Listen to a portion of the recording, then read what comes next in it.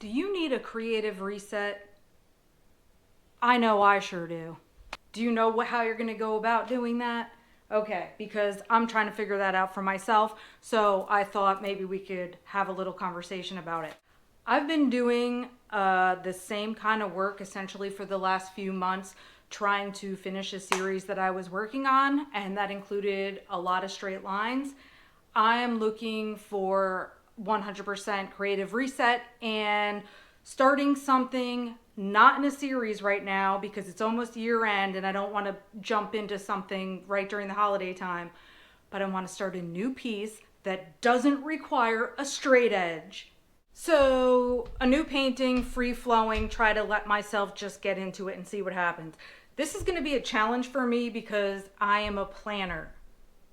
And I'm not looking for another challenge. So my idea is to get into it and hopefully it just flows in such a way that I can let my mind wander a bit and hopefully do some really good work. So it turns out that I have this very large canvas still wrapped in plastic that, you buy when they're on sale and then you just kind of set it aside for a rainy day.